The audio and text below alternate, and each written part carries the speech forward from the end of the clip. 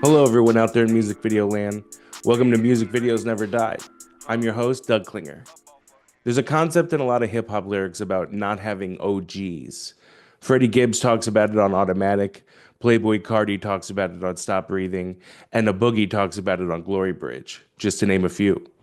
It's a concept I relate to in music videos.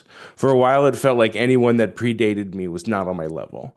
I assumed that all the old heads were doing it worse or weren't worth learning from. Too safe, too boring, too industry brained, too focused on the business to make good art. That kind of thinking is common in music videos, maybe because it's a space that constantly shifts and reinvents itself, or maybe because there aren't that many OGs around to look up to. A lot of the real pioneers either burned out, went Hollywood, or even worse, went commercial. But one of the reasons we started this podcast was to challenge that, to talk to the people that stuck around, not just for a year or two, but for a decade or two, or three. The ones who helped shape music video culture and are still shaping it now. Which brings me to this week's guest, Kareem Johnson. Kareem is the vice president of creative strategy at Atlantic Records.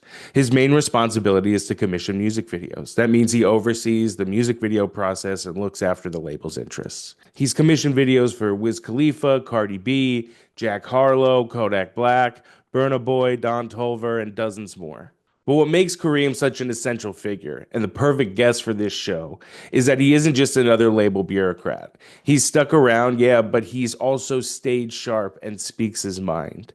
And reassures us multiple times throughout this interview that music videos aren't going anywhere. And he should know he's been working in the industry since he was 15 years old, all the way back to the very early days of hip hop videos in New York. Kareem goes deep on how he survived in music videos for over 30 years. If you're a young or old director, a producer, a grip, someone trying to break in, or someone who's been doing it for years, Kareem shares some advice that's both helpful and unexpected.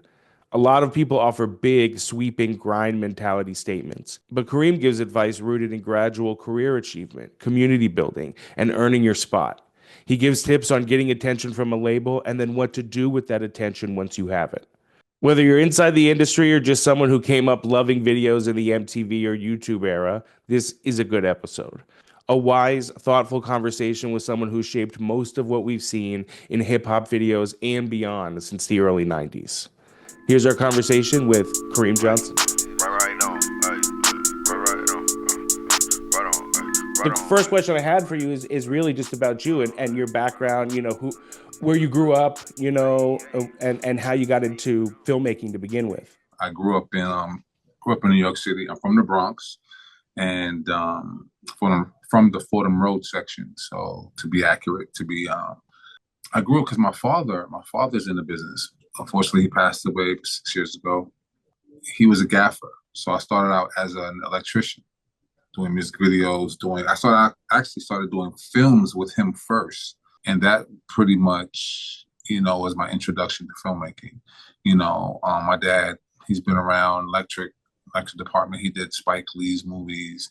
He did he did School Days. He did Malcolm X. He got Game. He also did. My dad did Roots. My dad was a Crazy. young electric on Roots. He did Kojak with my uncles. My uncles are in the business too. They were Teamsters.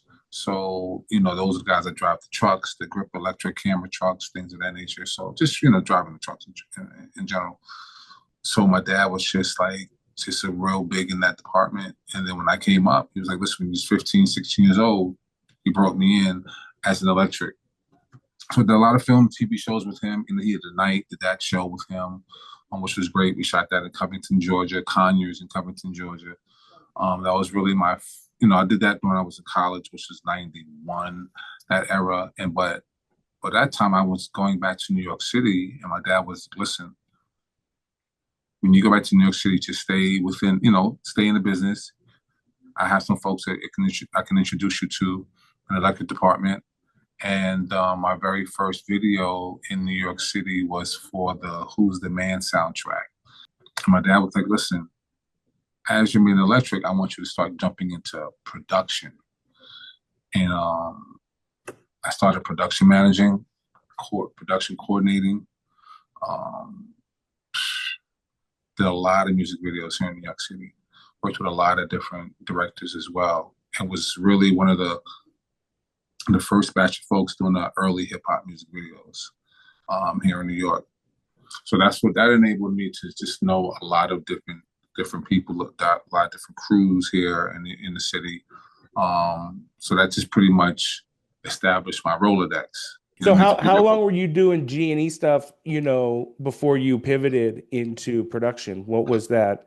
How long were I you? was doing G&E stuff here in New York City um, for about a good 4 to 5 years, working Hmm. under folks like Scotty Gregoire, who was here, Malik Saeed, um, uh, a lot of different key grips and gaffers here in New York City. But yeah, I was doing that for a very long time, well, 4 or 5 years, I should say, and then that pivoted right into getting my very first music video, and I got that by accident, Well, which what do you mean by that? well, I met this young producer, and he said he had a group called Mundo Max. I just happened to meet him at a party, and he told me he had a group called Mundo Max. But then I had just started with this production company, RCC Entertainment. RCC was accompanied by Randy Connor, who was a choreographer, and he choreographed videos for like Salt and Peppers, What a Man, Shoop, all those videos. He was like a big choreographer at the time, and he had just formed his first production company, and I was a producer there. And our very first video was this group called Mundo Max. They had this song called Me Gustan Todas. That was the name of the record. But yeah, that was the very first music video, and that's how I pivoted from electric into producing. As a fan, obviously, I love music videos, dating back to the MTV era, and that's foundational for me. And that's the the era we're talking about right now. And professionally, I've existed mostly in the YouTube, exclusively in the YouTube era, right? And the Right. internet era of videos, and I hear all of these stories about the budgets and the way things worked. What were the differences? Describe this era in music videos compared to how it functions now. You know what I mean? What was similar and what was different? It was a lot different because back then you had to really earn your spot. You know, it wasn't a situation to where it is now where you can just pick up a camera and now you're a director on Instagram. That's your Mhm. title, that's your handle, and you're just running around filming. I mean, there was a process back then. If you were an electric, then you want to move up. From there, you was the best. Became a best boy electric, and then if you were good enough, you might have gotten an opportunity to become a gaffer. And then from there, if you pursued it even more, you became a DP.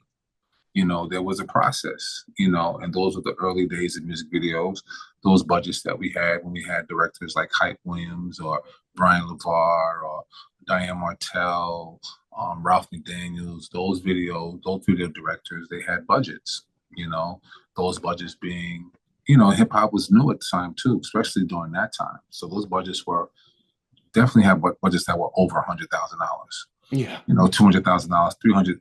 You had budgets back then.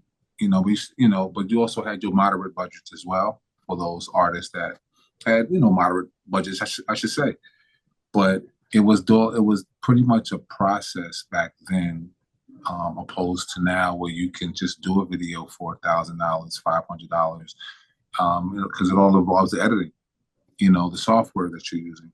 But no hate to any of that because I love it. I love the growth. I love to see it evolve.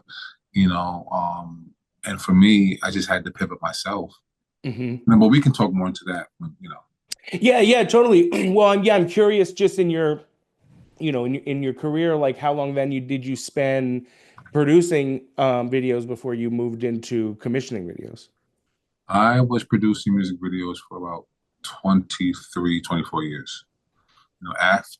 During that time in '96, after my first video was No Looking Back, I started getting with young directors, um, started getting with production companies. Now, mind you, during that time, I was still production managing, still production coordinating. This is how you sharpen your skills. That Sure. wasn't an ego thing. If I got called to produce a music video, I was there. If I got called to PM, production manage, I was there. At that time, it was about, meeting people, being on the set. It was exciting. and why not? You're just growing within this new genre of filmmaking, especially on the urban side, because now you got all these hip hop videos and everyone's getting opportunities to pick up, to jump into the music video community. You starting out as a PA, you're growing into once you're a PA, now you're seeing which departments you want to go into, whether it's electric, grip, wardrobe, camera, directing, what have you. So, but yeah, it was a different time back then, and you only had a handful of directors at that time too. Hmm. During at that time, opposed to what it is now. I go to a party and I get hit up by five, seven, 10 different directors. Hey, I follow you on Instagram. It's yeah. How do you receive that? Do you try to absorb that and look, because there's probably great stuff within, you know what I mean, within some of those cold reach outs, you know what I mean? You never Oh know. yeah. Oh yeah, definitely. I mean, I'm one of, and I tell everybody this. I'm one of those folks in which you DM me, I'm going to look at your work because you never know. You may find a gem. And a lot of these folks out there have, I've knocked on their door and like given opportunities to. They may not have gotten the job, but Mhm. they were seen, to the point where now I'm going to have them write a concept for one of our artists. It may not be one of our bigger artists, but it's an opportunity for you to get in the building. Yeah. So a lot of the I don't mind a lot of the cold calls. A lot of them wind up being some great situations. I meet some great people that way. So that's one of the things I love about this new era, this new genre. I mean, not genre, this new era is the fact that a lot of folks are taking risks, and they're jumping out the window. They're knocking on these doors because a lot of folks do. And I tell a lot of folks, listen, man, I understand you getting your chops up, but I think you're talented. And my job is to really like nurture these young directors. Listen, you may be talented, but you may not know production. So Yeah. let me connect you with a production company or a producer who can actually execute your vision. That's important for me to actually, and a lot of the young directors come back 2, 3, 4 years later, like, listen, man, thanks for putting me in contact because now I'm able to, create and just move better on set because I have a team, you know. So yeah, I mean it's a lot just being a commissioner as well. It's like you get to nurture some real good talent. You had to pay a lot of dues to get where you were, and everybody around you did. But Yeah, now that you have the opportunity to help, moving into commissioning and have the opportunity to give some of those chances out, that you're not imposing those dues on other people and not trying to like force for dues sake, basically. And because of the technology, because of the access, a director can be great. it can be, and it's just it's really about you believing in them, because I really see some great work.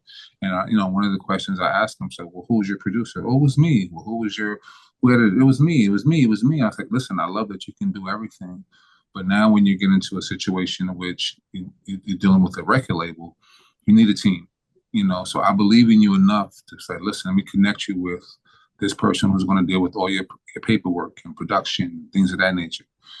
Here's a production company that's going to, that's going to oversee the whole situation so that they can help you and, push you forward. So, I love that part of it. For me, like I said, I've been producing videos for over 20 years. So those dudes, and I've always looked at the the video commissioner as a goal of mine. Before we drill into commissioning a little bit, I love, just for anyone listening who maybe doesn't know the role a little bit, Mm-hmm. to just like talk a little bit about the responsibility and the life cycle of a music video. The music video commissioner is the person at the record label responsible for overseeing the music video and Yes. looking after the label's interest Yes. on that project. So, you So know, how that process comes about is we're in our marketing meeting. We decide or a single is already decided. We discuss various parts of that song, how it's going to be marketed, visually, digitally, radio, all those type of things. So within my department, we have a budget. I take that song and I send it to various directors who I feel can deliver something, because at the end of the day, it's used to sell the record, and visually, if you do it correctly, man, you can be out of here. So it's one of those situations in which I give to various directors who I feel can really deliver something really dope. Sometimes I might take a chance, give it to somebody brand new who, I've never worked with in the past. I tend to try to work with folks that I've worked with in the past because, just that work history, relationship, things of that nature.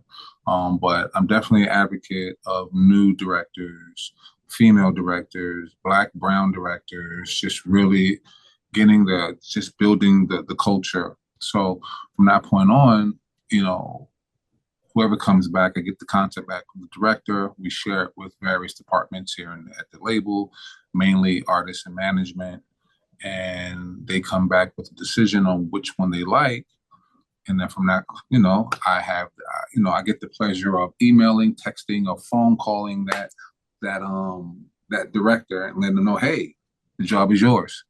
And especially for a new director, Yeah. that's the part where it's like, okay, I just really started your career.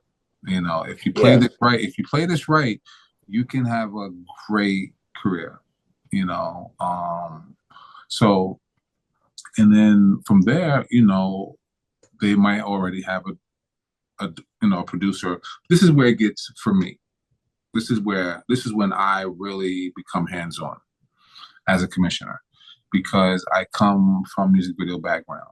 I know a lot of production companies. I know a lot of gaffers, key grips, ADs, second ADs, producers, production managers, production coordinators, all editors, colorists, because of my past as a producer. I produced videos from New York to Miami to LA to overseas to the Caribbean to the South. I mean, everywhere. My track record speaks for itself. It's crazy. So, it's easy for me to refer directors. Who's your crew? That's the first thing I ask you. Who's your producer? Who's your first AD? Because that's going to be my best friend on set. The person who's going to run the set, so I know what's going on, time wise. What are we shooting next? What's in order? Those are the things I need to know as a commissioner, so I can just execute this visual. I can talk to the manager, talk to the artist. Like, listen, this is what our day's going to look like. So I need you focused, I need you prepared. Because in 2 hours, I need you in this setup. In the next 4 hours, I need you in this setup. Let's make sure. That's why it's important when you know your crew. One thing I wrestle with a lot as a rep is, and as a producer now, is that, I get an idea from a director and I know it's over budget, like by a lot. You know what I mean? It's not on the margins. You know what I mean? They have too many departments for the budget. You know what I Yeah, mean? And I try to tell them that and they will not believe me. You know what I mean? And the budget check process, when the system is working best, the director has a producer who they trust, and if the producer says, hey, we can't make this work, the director knows that that producer has thought about it creatively as possible mm, and isn't being, isn't painting too broad a brush, or knows what they're talking about. And so, are you doing that when you're receiving ideas? Do you, because sometimes you can pull some stuff off with favors or yeah. with Oh just, yeah, well, you got film in your garage or whatever. Some things can be achieved. There are yeah. fixed costs, but there are sometimes those can be worked around. So, when working with a producer that you just take that level of trust yourself too? Are you doing some budget checking on your own when Yeah. receiving an idea? What's your process there? My process pretty much definitely some budget checking because I know the program, I know what to look for. These are my many years of just producing. Um, but there's also another thing where I have different tiers of directors. So if I know I have a brand new artist and I say, well, his budget's only going to be $3,000 for a music video, I know what directors who can pull that off for me with no problem, with ease. If I know it's a video that I'm shooting for Cardi B and my budget's through the fucking roof, I know who to call then, you know? Yeah. So it's one of those situations where I just, I control, but of course with the association of management and an artist, because we have these conversations and it's important that when we have these new artists that come in, we know we discuss what's expected and what's going to be as a brand new artist, you know. Um, But I think your question in regards to the producers, yeah, I tend to also pair producers up for those budgets. You Are know, you finding that directors are like less likely to be signed to a production company these days, or? well, I'm going to keep it a buck with you, Doug. Listen, the whole production company thing, I respect it. I had a production company. I definitely wholeheartedly respect all production companies. But for a director, I don't think you need to really be signed at this moment. I think you really just need to get out there and know your crew, get to know the community first, because you kind of could get stuck that way. Mhm. It's just like when we sign artists here, we want to make sure they've already, they have a name for themselves in the community, their numbers are up, they're building their brand, they're being visual because it's so easy now. And same thing with these directors. I can look at a director who may have 3 videos under his belt and be like, I think they're going to be a star. I know what I'm looking for as a commissioner. I know the selling point in certain music videos. I know how to, depends on your camera angles. How, I mean, just to on your point, obviously I run an agency, we rep directors, and then I also run a production company. But I don't disagree with that point. I think that our particular setup, we rep directors, and that's where there's a yeah, relationship. And then on the production side of things, it's more of a service production company. But then more often than not, we end up producing for the director because we usually originate the job, and then also are really good at that. We yeah. If you guys have emphasize. a great relationship with your director, because sometimes it is a lot of babysitting sometimes when you have directors Yeah, in I a mean, production in a or production. just support. Yeah, Like it's like because listen, at the end of the day, they want to work. So like you said, you're the service production company. Who's servicing the production. You're executing that vision. You're helping them run get their visual going. At the same token, it's like for me, I find a lot of directors. They hit me direct. A lot of them, they may find my number. They'll text me, or they'll email me, or they'll DM me.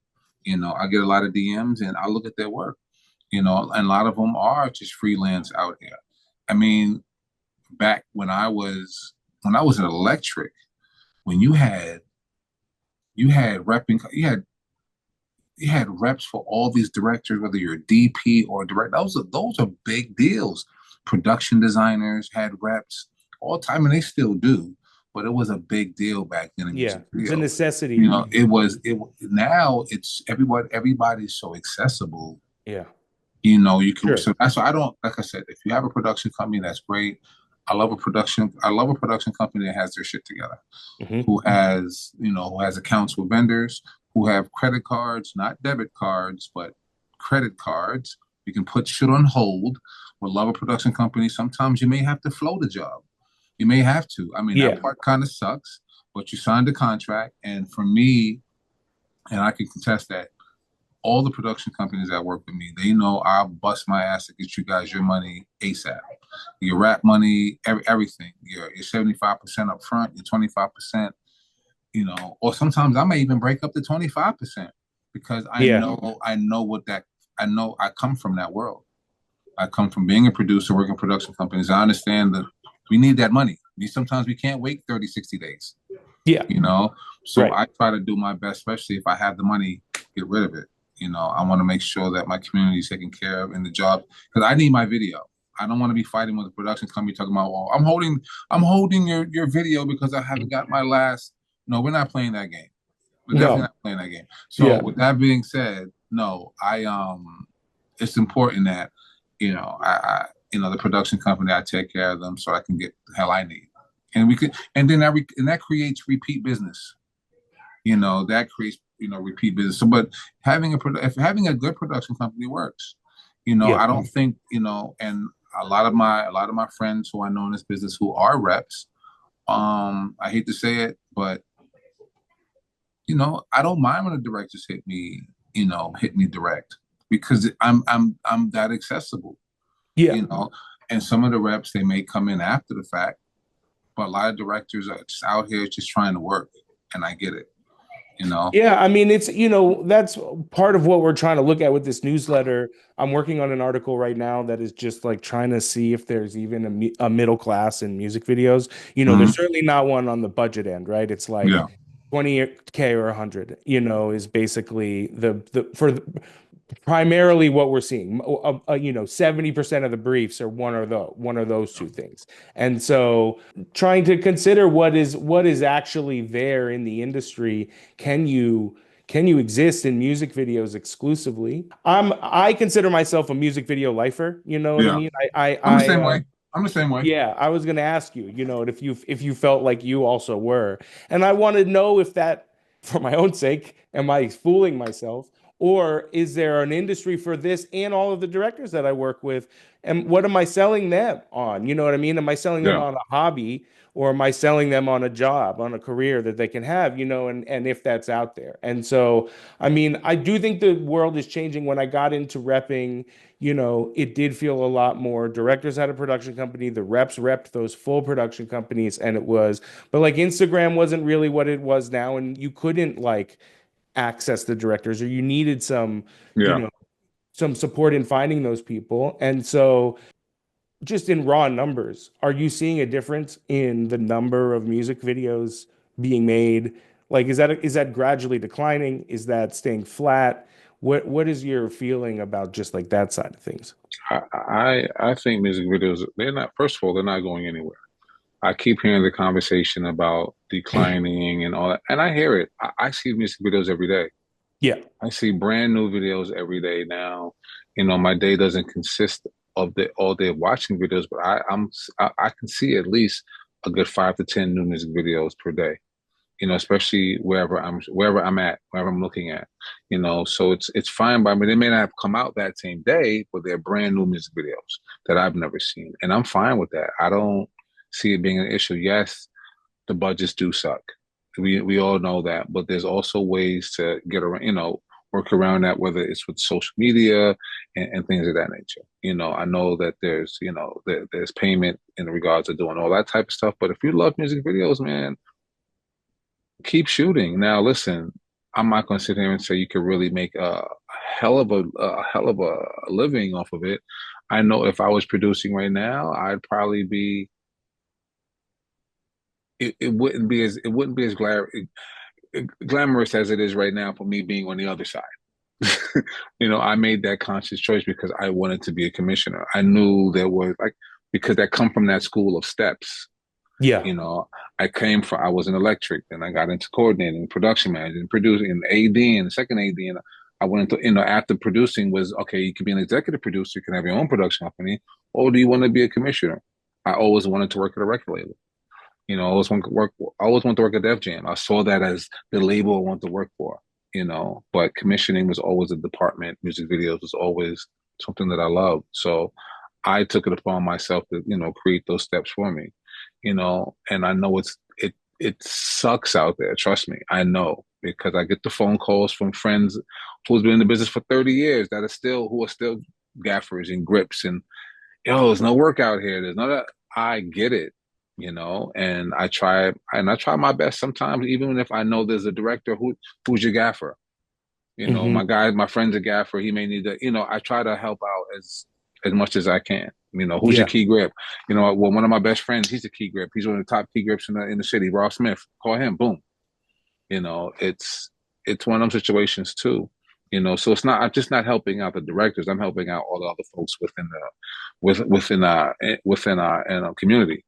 You Yeah. know, even down to the PAs. I try to play my part because I'm in this position. You know, but yeah, I definitely see. I definitely hear.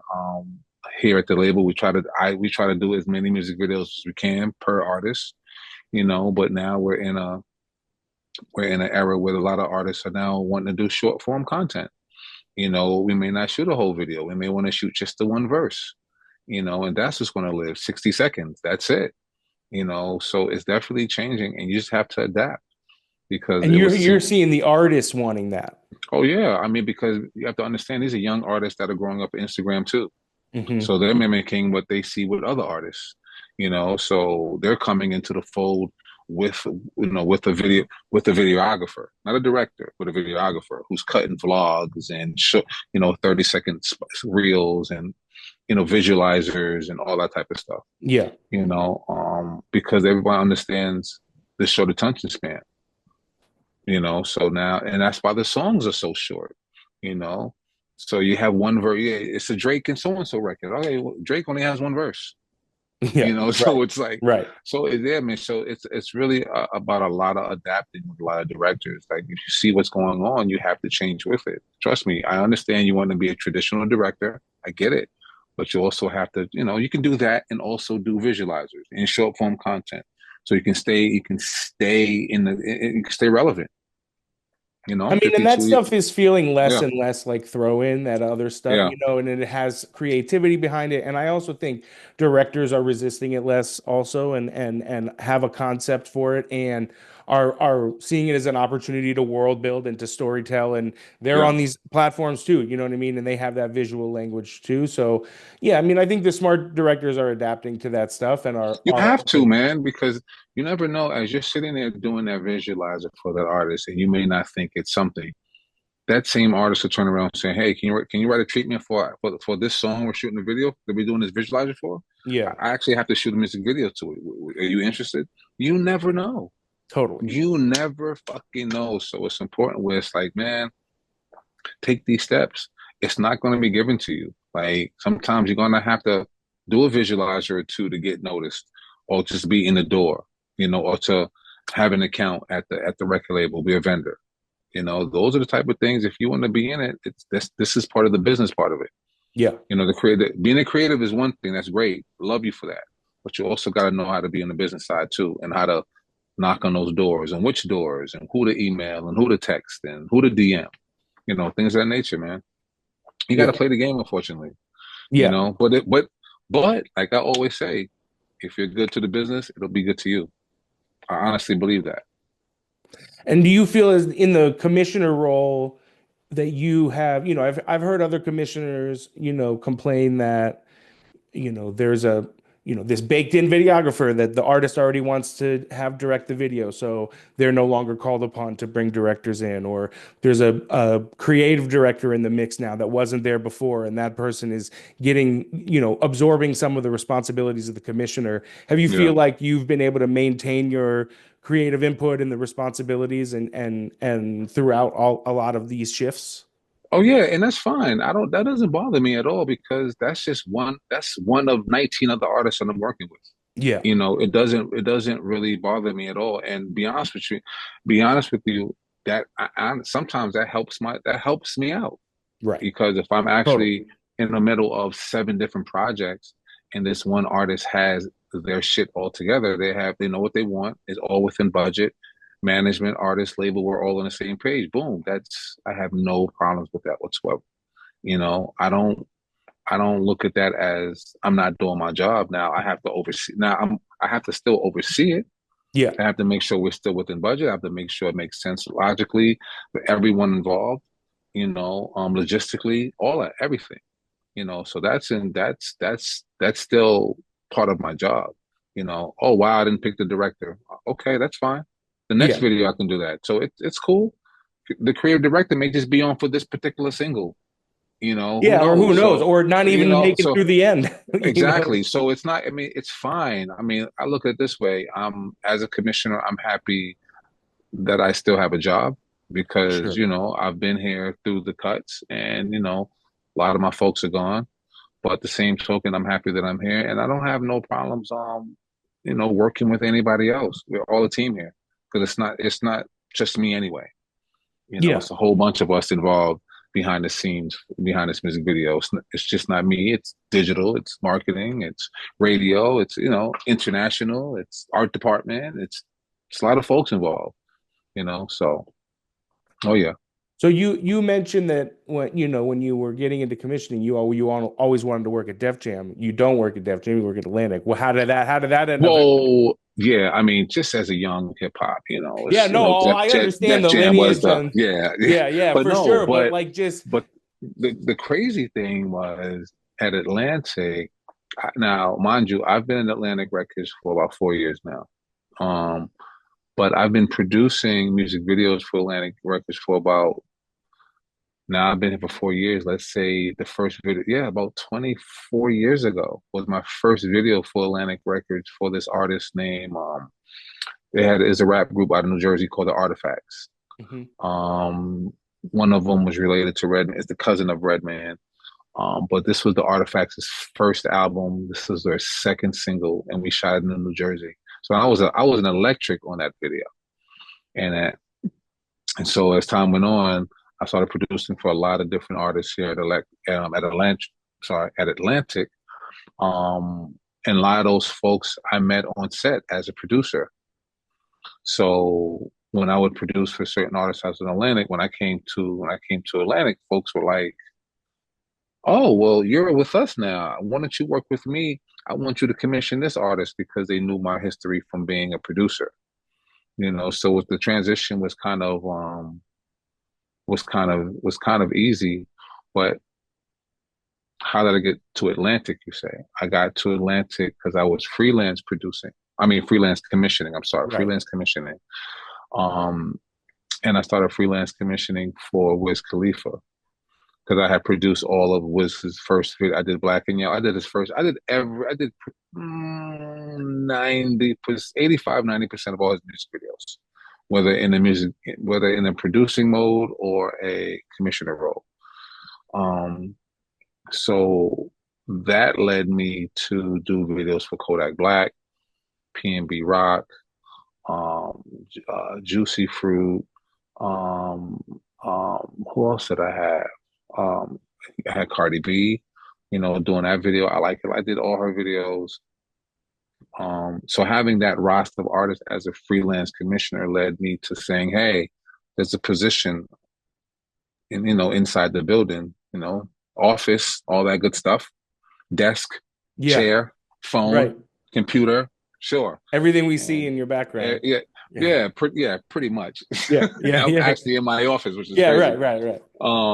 So yeah, that's how that went because I just knew the folks over at Atlantic from the commissioning days, and then meeting with Khalifa and his team and allowing me to produce for them, which led to me produce because Wiz was the one. It was Wiz's second album, Rolling Papers 2, and his manager Will Zombach knew me from producing all those videos. He said, "Listen, why don't you commission this Rolling Papers 2 album?" And that was really my introduction. So really big shout out to Will Zombach and Wiz, because I did 9 videos off that album, which was unheard of. I was like, "We doing 9 videos? Yeah. Totally. Right. 9?" And yeah, that was crazy. And yeah, then from there it just became a situation. Big shout to Julie Greenwald. She's the person that actually hired me. Her and Phil Body. Um, and big shout to them. So I'm still here, live and kicking. Yeah. I know Phil well, and he's one of the best. Oh yeah, he sure is, man. Yeah.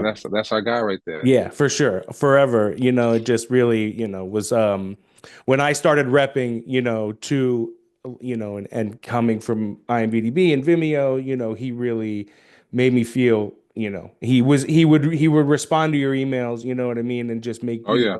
he can really see, value in folks, and there's just a mutual taste and respect. So yeah, for sure. No, that makes sense. I mean, so how does freelance commission, because freelance commission can be difficult because there's a less guarantee, less real say. I mean, it sounded like you had a relationship though with the team, that you had developed a lot of trust with them. Yeah. So I guess that's my question, is how do you do that? What did you do to develop trust with these teams that they would allow you to do that? Well, the good thing was the fact that, like I said, as a producer for music videos, you're producing for a lot of different labels. And the folks that you're dealing with at the labels, that's the product manager. That's the marketing department. You're dealing with them, and you're dealing with said video commissioner for that label. Those are the two departments you really want to know as a director, as a production company, as a producer. Those are the two departments, and those are the folks you really want to know. Folks in the video department and folks in the marketing department. So me producing those videos for said artists, for said labels, those were the relationships started because now I'm building relationships with the product manager that comes to set, or the video commissioner that comes to set, or the junior video commissioner, or the junior product manager.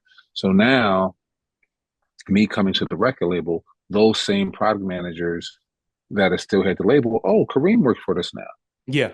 Oh, so we know him from producing. That relationship and trust is there. Here, I have this person. Once you put this artist on your roster, and this art, I have like 19 artists on my roster now. It's crazy because it's like that relationship and the trust that I have with the marketing department or the product managers, or things that, or just other folks in the label. Because the music videos is a breeding ground where you're just meeting everybody. Yeah. Everyone from the label comes down to the music video shoot. Managers, product managers, digital marketing. That is where you meet and greet. Yeah. Totally. Those are your grounds where you're coming to set. And I mean, nowadays I don't really go to music video sets anymore to other people's because it becomes a little intimidating. Hmm. This, You are this, intimidating to them. yeah, Yeah, yeah, it yeah, gets a yeah, little yeah. crazy. And I'm Okay. like, you know what? I didn't come here for that. I just came Right, here to say right. what's up. I just, oh, that's what's going on. That's what's up. And I'm out of there. She's showing you some love, but it gets a little nutty sometimes, and I can feel it. I was like, you know what? I'm going to stop coming to music videos. Yeah, yeah, yeah, yeah. But Okay. that's where the trust, but to answer your question, that's where the trust comes from. It's just really just being in them shoots and just working with those people, and just really networking, and but I would work with various labels as a freelance commissioner, mainly Atlantic, a lot with Mass Appeal, Columbia. There's some stuff with Interscope, so but then at the same token, I'm trying to see which label is going, who's Yeah. hiring in house. I'm trying to say who's going, but I'm freelance, who's going, and Atlantic just came back, was like, listen, you have, mind you, I have a young Cardi B. I have a young Jack Harlow. This is I'm video commissioner. I have a young Jack Harlow. I have a young Kodak Black. I have a young PNB Rock. I have a lot of the baby artists. I have Wiz Khalifa. I have a great roster, and it's growing and growing. And I'm just like, I have Corday. I'm just like, mind you, I'm not even in the building, Hmm. and I have these Right, artists, and then the right. opportunity comes. And now I'm in the building, and now I'm getting more artists. Now I have Burna Boy. Now I have Don Tolliver. Now I have Janelle Monáe. So it's like it's a great feeling, and it's like, man, listen, look, I have A-list artists that I'm dealing with. You know, all from just being electric. Yeah. And it's just really just those steps. And listen, I mean, there's no shame, and listen, I get it. You want to be a director. But be in the field, be in the community. If you have to produce, produce. If you feel that you can produce as a director, you should produce. I know directors who produce, and vice versa. If you feel that you can AD, AD. Listen, we're in a time right now, man. Stay within the community, but work, man, work. That's Yeah, it. for sure. That, I mean, you can't that's wait. Yeah, if for you, sure. yeah, if I'm just saying. I That's mean, so just yeah, me. definitely. I mean, if you don't have to, some people I guess don't have to, but Yeah, I completely agree. You know what I mean? And I think it's worthwhile to try to, you know, and I, those are those I fa- and those are those favors in relationships come from.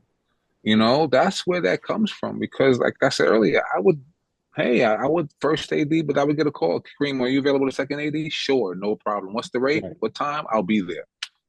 Those are the right. relationships. So now when I'm commissioning, now those are people I can call on and things like that because of those relationships. Yeah, And that's the real money. That's the real currency in this thing, is the relationships. I always say it to a lot of young directors, like that's the real currency, hmm, yeah, because if you're able to, if you feel in your heart that you feel good, you can pick up the phone and call me and I answer them. Listen, that's great. I'm one of many other folks that you can rely on this community to try to help you in your career. One thing I wanted to ask about is artist directed videos, self-directed Hmm. videos, and is that something that is it sounds like there's no ego or anything about that. You touched on that a little bit about creative directors and that kind of thing.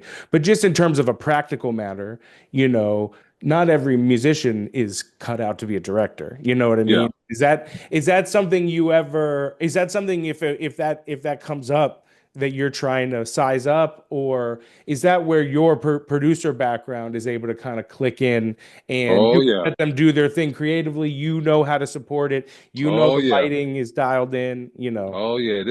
That's when it becomes my time to shine. 'Cause I'm like, well, I get to put my boots back on as a Yeah. producer. And nah, Yeah. it's once again, this is when it's like, listen, if there's an opportunity where I can have them have a co-director. Now, listen, that said artist may just want top billing.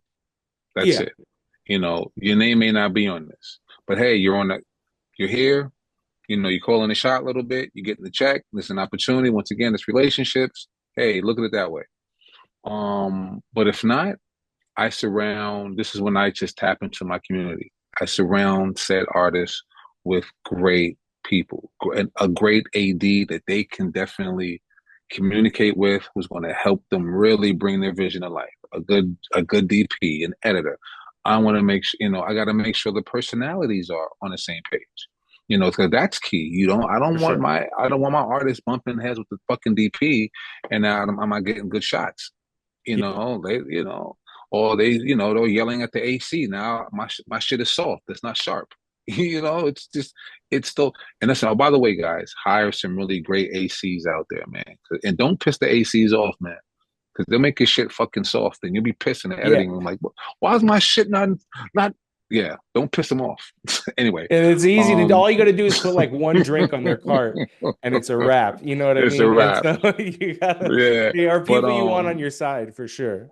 I yeah, see. but for those artist directed videos, man, I just really surround them with some really talented folks that can help them.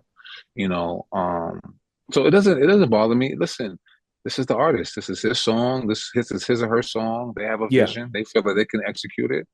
Um, sure, no problem. This is what you want to do? All right, cool. So let me help you bring this to life. Yeah.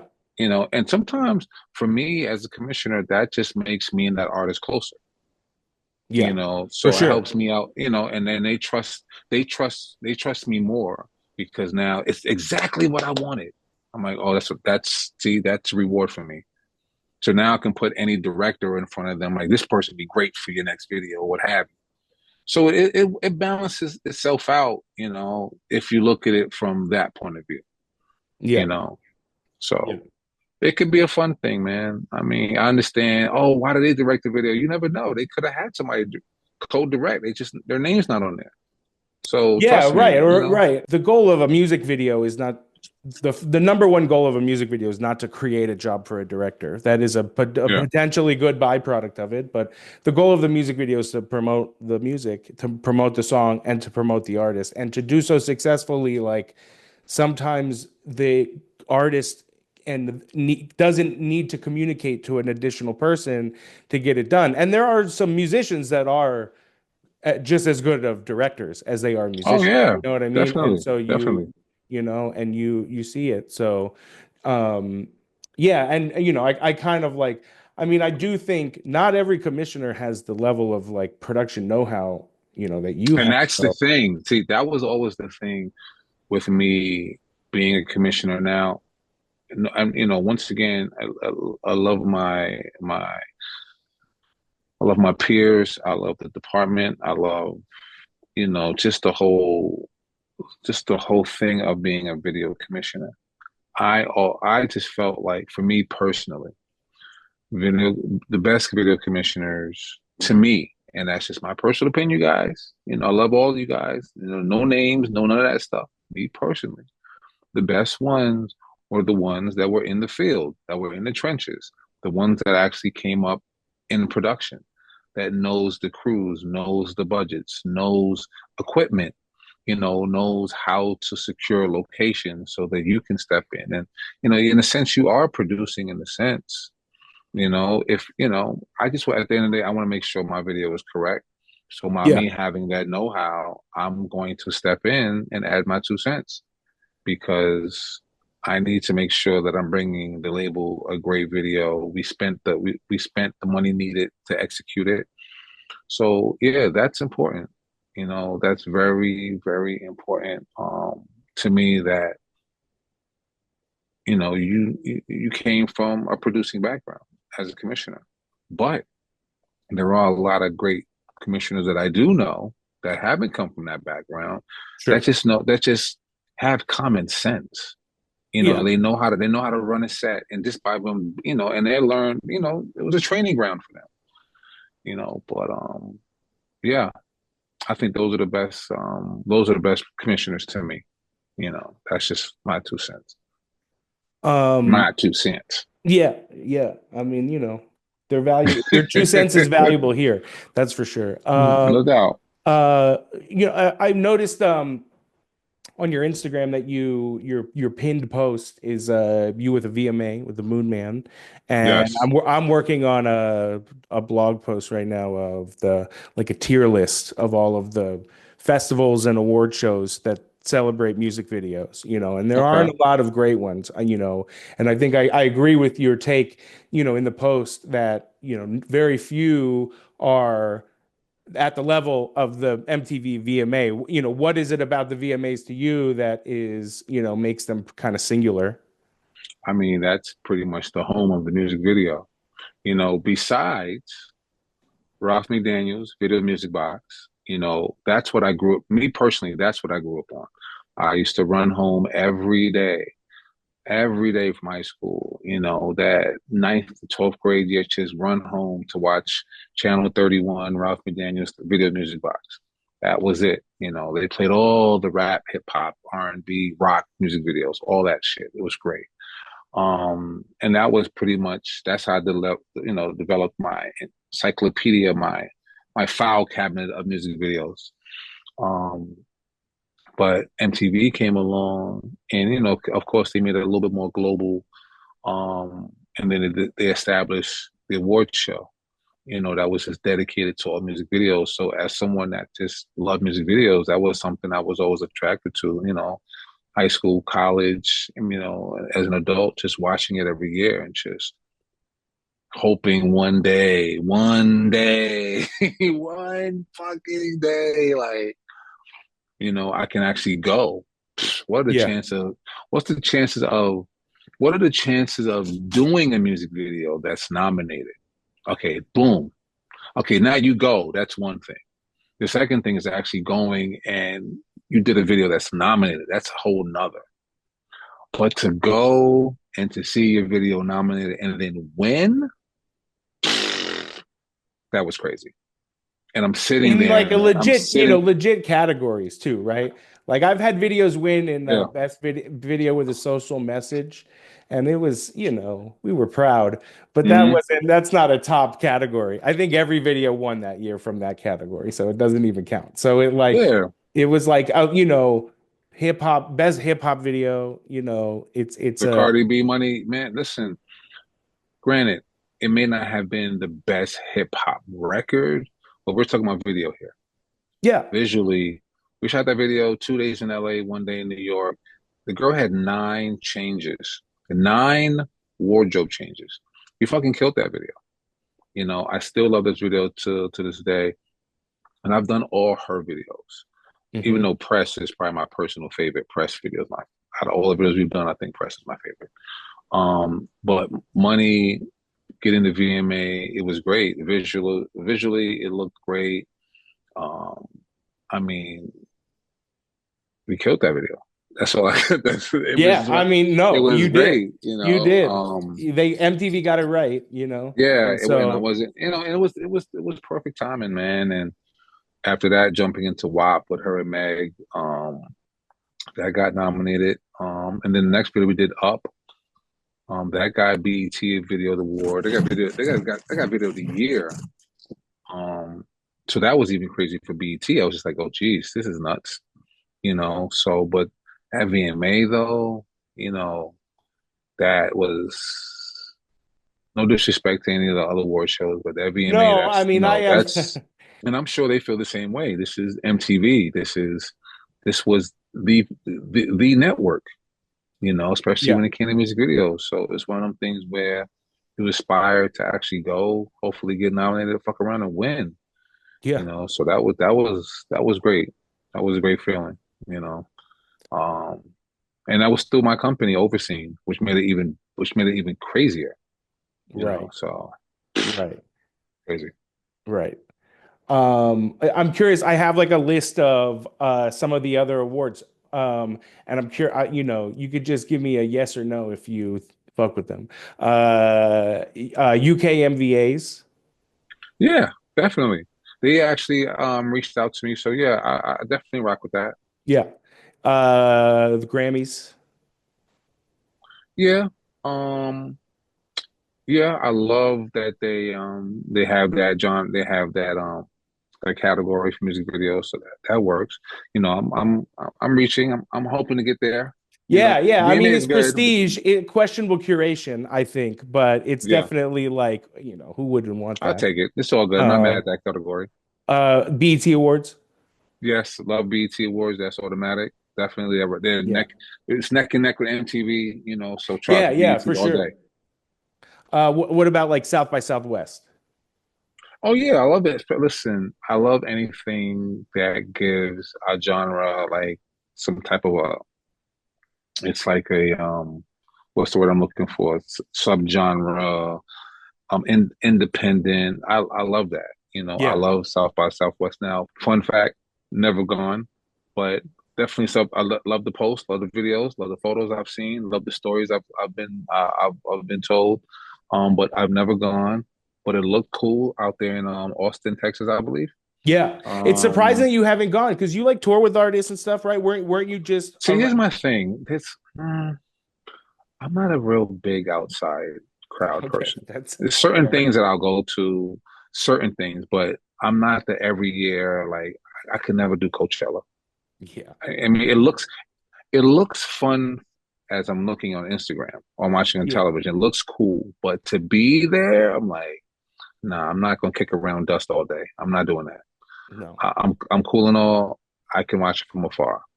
But it's just certain ones I may attend, you know. But for the most part, no, I'm not really the big outside crowd person. It's So definitely what's great about any, award show that celebrates music videos is it gives you an opportunity oftentimes to watch music videos on a with an audience on a big screen and in that environment, which is an yeah, environment that you don't, encounter videos. Most times, people are watching your work on a computer screen if you're lucky, but maybe on a phone. And yeah, so odds are, or they're just listening to the song. And so that opportunity, we have a captive audience, I think is really unique. And yeah, anything that they put on TV, I'm glad that MTV still does the technical categories, even though I think yeah, that, you know, the last five best director awards have gone to musicians self-directing. And so you can see what the motivations are there, but it's uh it's still important. I'm glad the institution still exists. I think that we yeah, need these institutions in our industry to for it to exist. And so, I think I want to make, pull, try to nudge them into as good of a direction as we can and just enter the work into the world that we feel like is worthy of that recognition and that oh yeah, prestige and just try to get that looked at. And so I also saw on Instagram the hailstorm video you just did. Is that you said that's ooh, the first rock video that you've made? no, no, no, no. That was my first commissioned rock video. Now, being in Atlantic, all my artists, you know, pretty much all hip hop R&B type, which is cool, you know, and it wasn't that I didn't want to get into the rocks, you know, the pop or rock space. It's just, um, they had their Yeah, commissioners already, what have you. totally.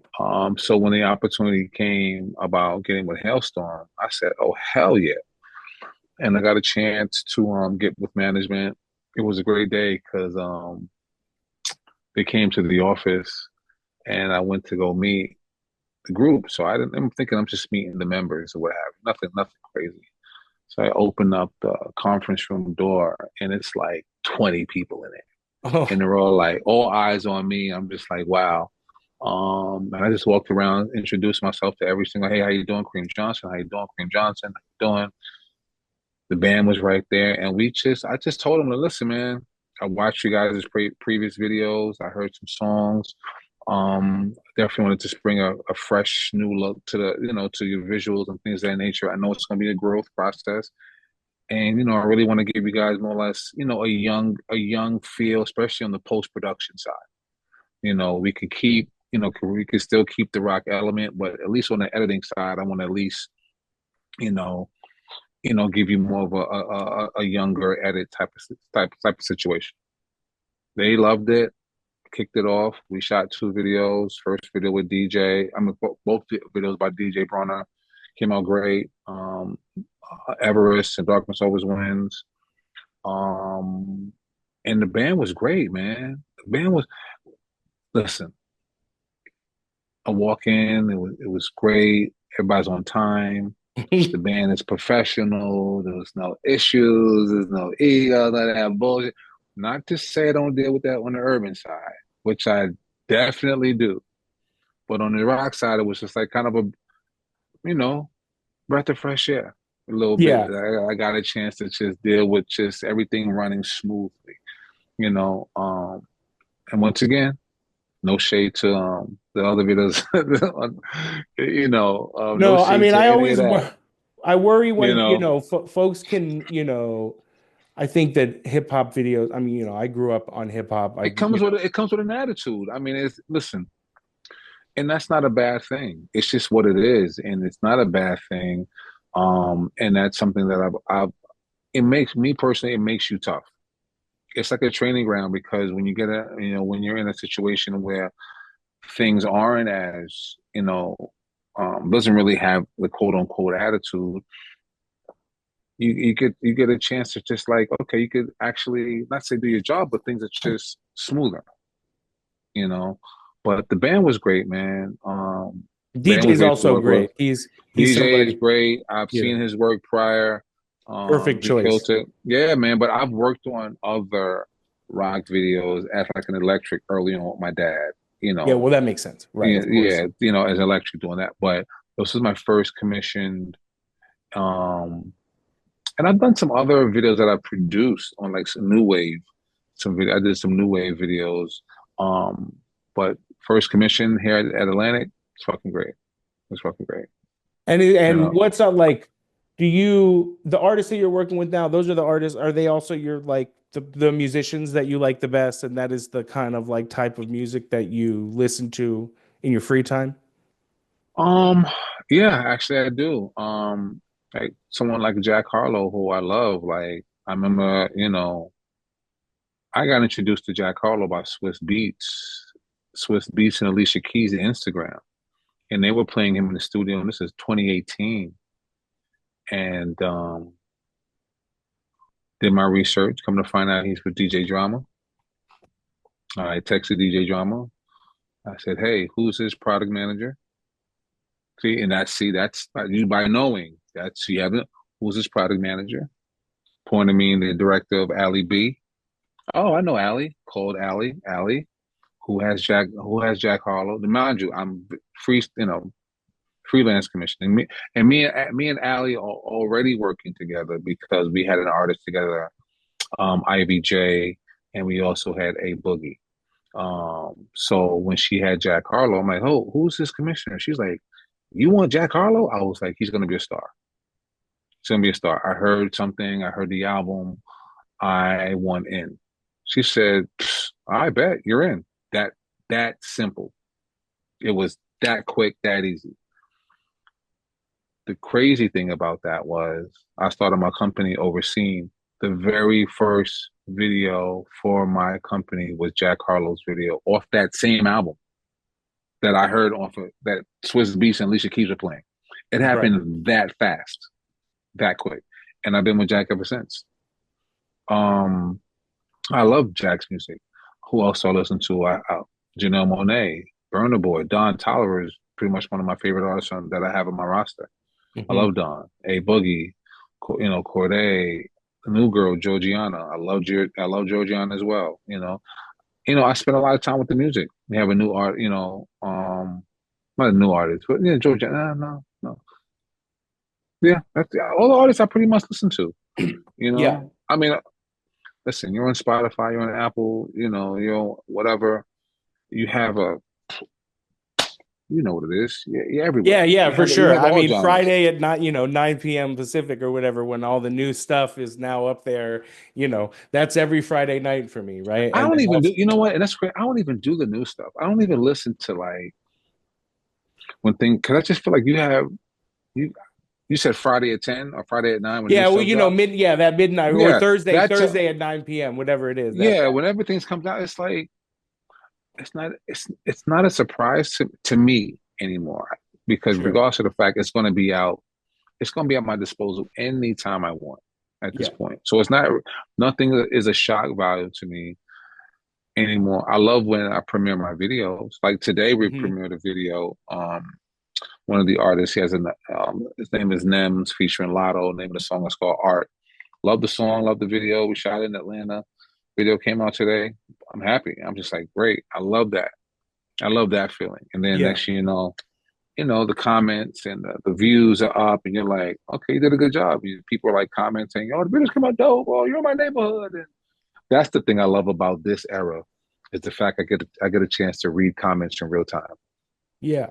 Right. Because back when I was coming up doing videos, they were out. There were no comments. It was just more or less word of mouth. Yeah. There Right. wasn't really nothing. No internet wasn't heavy. There wasn't none of that. So now it's like you get a chance to read these comments in real time. You're like, oh, this is crazy. This is funny.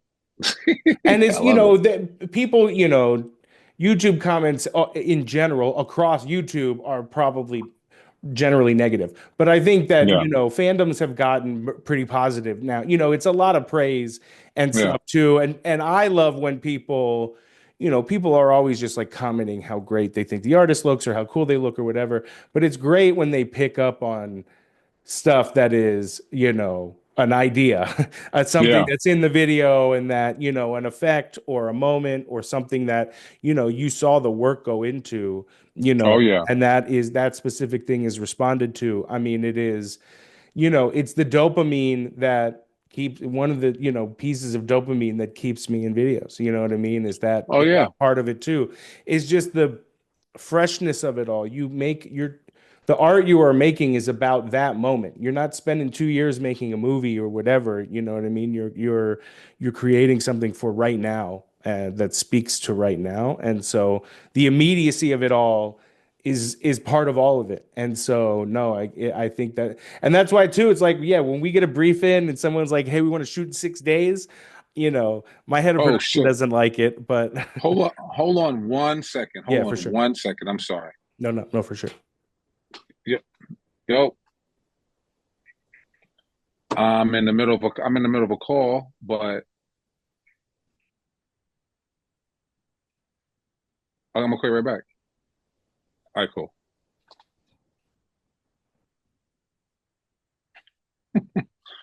Um, and No, just like all that, good. right? No, Yeah, no, no, no, no, no, no, no, no. We're good. I'm saying it's just fun. It's just funny. And just like that, a music video is about to be created. That's crazy. I great. I mean, I you love it. know, I love it. See, I see. This is why. This is the. I don't want to go off script real quick. I don't want to go off script. there's no script. Go, you know. It's something that a friend of mine posted. Uh, and this goes into the whole mental health of music videos. Right. A friend of mine, Brian LeVar. I mentioned him earlier. He's one of the dope director. He did a bunch of music videos that really in the '90s that really shaped the whole music video genre, hip hop genre. Um, he was talking about when you get that phone call about a project that's awarded and that high you get, you know, even though I have a 9 to 5 and I'm here in this office, I still get that high of knowing that I'm about to create something, and you're like that rush. So that's why I took a second because that rush just Right, right on, right on, right on. Music Videos Never Die is brought to you by Lab Inc. and Another Video. Hosted by Doug Klinger. Music by Richard Wright. Subscribe to our newsletter at mvnd.co.